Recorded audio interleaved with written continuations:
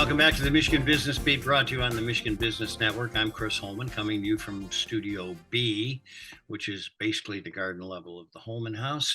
We will be moving to our new studios at the airport next week, we believe.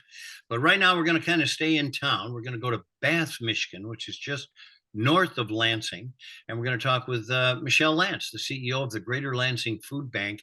And that's kind of a misnomer, Michelle, anymore, that it's the Greater Lansing Food Bank, because you kind of expanded your service area.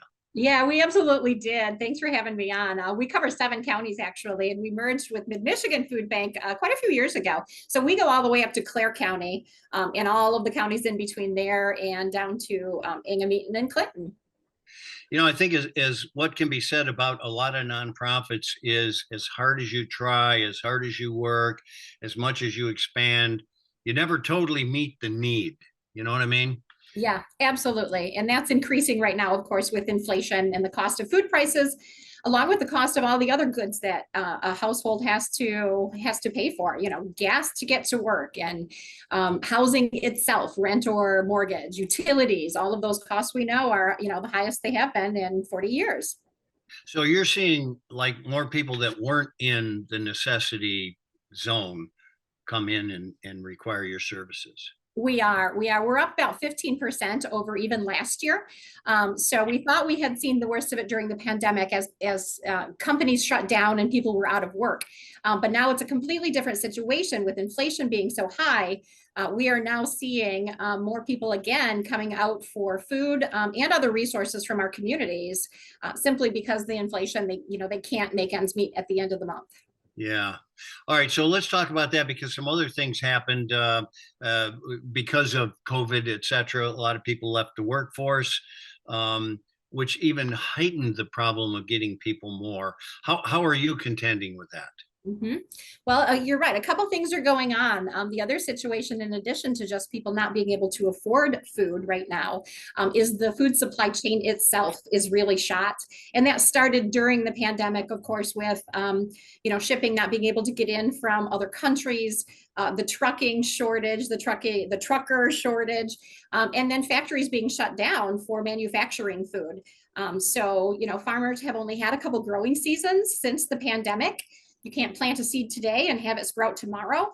So that takes a while. And then the factories are still trying to catch up from the time that they were shut down, during the pandemic. So we're seeing a lot less food come through our doors because of that, both from the USDA and just retailers in general. They don't have as much food on the shelves as when you go to the grocery store to try and buy food for your own household.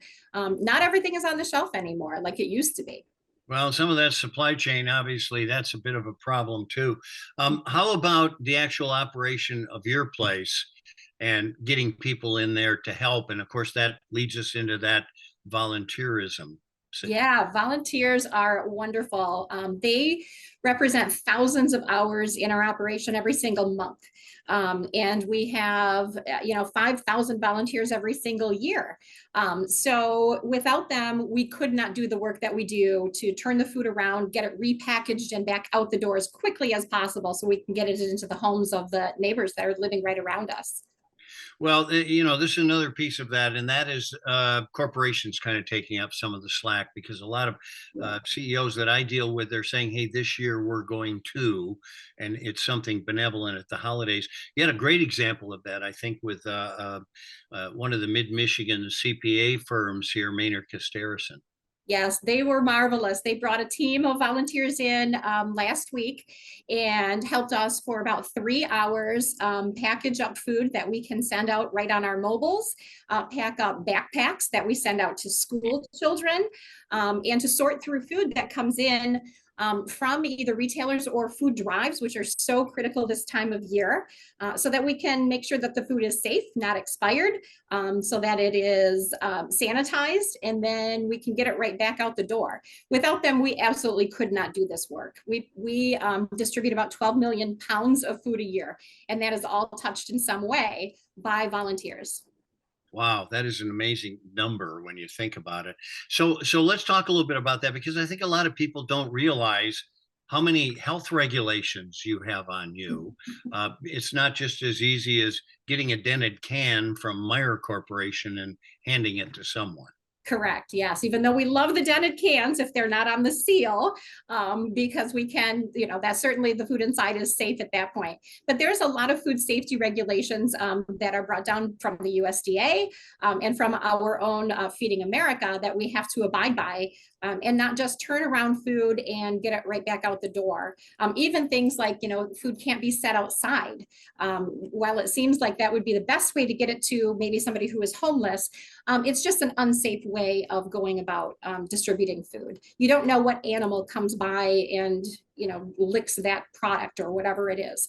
So you're exactly right. There's a lot of safety regulations that we make sure continue to occur so that people can have food safely. Well, I can only hope that we're all praying for you and the people that you take care of, and hoping somewhere along the line that number starts to diminish a little bit. Mm-hmm. Thank you, Chris. Yep, that's what we hope for too.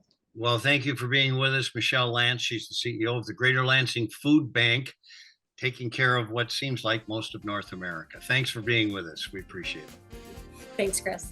You've been watching the Michigan Business Beat on the Michigan Business Network. I'm Chris Holman. We'll be back with more.